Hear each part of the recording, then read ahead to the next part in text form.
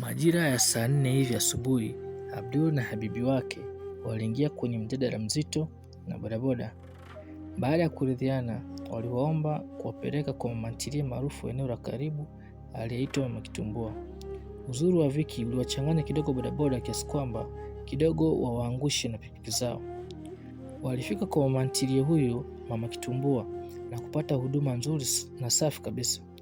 Viki na Abdul walitamani kulishana, lakini walihisi aibu kufanya hivyo mbele ya kadamnasi. Kila mmoja alijawa na matarajio kichwani juu ya penzi lao la baadaye. Hatimaye walilipa na kuendelea na ratiba ya utalii wa penzi lao. Walizikuwa tena bodaboda na wakata shauri waende ufuko wa bahari wakapiga upepo almaarufu kama beach. Njiani Viki alisita, akamwomba Abdul achague sehemu nyingine ya kwenda. Huko huenda tukakutana na baba au marafiki zake, itakuwa Abdul aliongea na kisauti chake chembamba kama zumari. Mtoto wa kiume hakupoteza sekunde, aliwaamuru bodaboda wageuke na kuelekea kituo kidogo cha mabasi cha Milima. Kwa kuwa tumeshavulia nguo, tuyaoge kabisa mpenzi, aliongea Abdul huku akipanda basi. Viki asijue kijana alikuwa anampeleka wapi. Binti kila muda alimkazia macho Abdul. Alipokuwa akikumbuka mambo yaliyotokea asubuhi kwenye bustani ya Lawson, basi moyo wake ulitaka kupaliwa na furaha. Tunaenda kijiji cha makumbusho Rubale, Abdul alimtonya Viki ili asije kudhani labda anaenda kuchinjwa. Kwa wale wenye dini mbili washaelewa. Walishuka kituoni na kupokelewa na viroba vya vumbi. Viki hakujali kwa kuwa alikuwa na kipenzi cha roho yake, kwa hiyo vumbi ilikuwa si chochote si lolote. Waliambaa huku na kule wakiulizia njia, na mwisho wa siku wakaona majumba ya makumbusho mbele yao. Majengo hayo yalikuwa na karne zaidi ya 7. Viki alifurahi sana. Abdul alikuwa akifurahia kumwona Viki anavyotabasamu. Sasa waliongozana kama makinda mpaka soko lililokuwa karibu. Walijionea jinsi mwana wa Adam anavyohangaika kutetea uhai wake. Walinunua matunda kupoza njaa kidogo, na baadaye walipita kwenye mgahawa ili kuweza kupata chakula. Abdul alishangaa mtoto wa kike alivyokuwa anapiga matonge ya ugali, wakati hivyo havikuwa vitu vyake kabisa. Penye penzi hakuna kinachoshindikana, alisema Viki.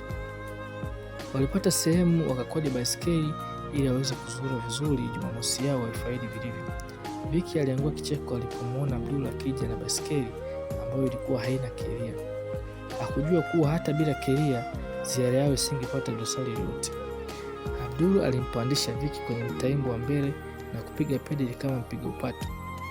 Walipita vichaka, mabonde, misitu wakielekea mto Mkomeze. Njiani alimanusura Viki adunde chini kama kitenesi walipokuwa wanakatiza daraja dogo lililooza.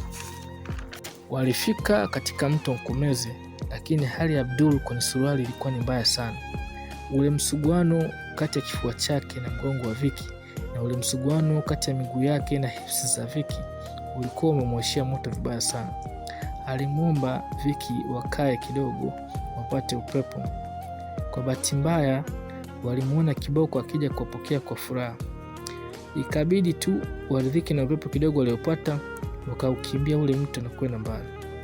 Viki alimtaka Abdul atafute njia nyingine waweze kupita, lakini sio kwenye ile daraja la mwanzo. Na watoto wa kiume hupenda kuonekana vinara na wenye ujasiri mkubwa, kwa hiyo ilibidi Abdul abuni shortcut. Walijikuta wameingia kitongoji ambacho walijaa mabaki ya vifaru, ndege, magari na maganda ya risasi. Walishuka kutalii kidogo, wasijue eneo hilo lilikuwa ni marufuku kwa raia wa kawaida. Askari jeshi mmoja alitokea kama jini nyuma yao na kumlazimisha Abdul apige push-ups huku akimsurubu kwa maswali ya ukali. Abdul alisinyaa na kukonda pale pale ghafla kama Pilton. Viki aliona vile mpenzi wake anapata shida, akaanza kulialia. Lakini wazo lilimjia, akamweleza yule askari kuwa yeye ni mtoto wa mbunge na kama hatawaruhusu wakaondoka, basi ajiandae kupoteza kibarua chake. Askari aliwaruhusu. Abdul alijizoa na kusepa na Viki asiamini kama kaachiwa kweli. Furaha aliyokuwa nayo Abdul kwa kutetewa na Viki, alipinda baiskeli kwenye kichaka kidogo na kuanza kumbusu Viki. Alifanya hivyo zaidi ya mara 2, utafikiri ndio ilikuwa mara yake ya kwanza, mpaka akalewa kabisa na kuanguka na baiskeli.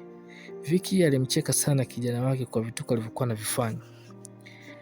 Yote kwa yote, walipanda gari wakarudi mjini, huku jua likiforce beef pamoja na wao. Waliagana kwa furaha na Vicky akapanda bodaboda kurudi kwao. Kila mmoja alitamani siku hiyo ijirudie upya. Abdul alilala akimwota Vicky, ambaye naye Vicky alikuwa akimwona Abdul amezijaa ndoto zake usiku mzima.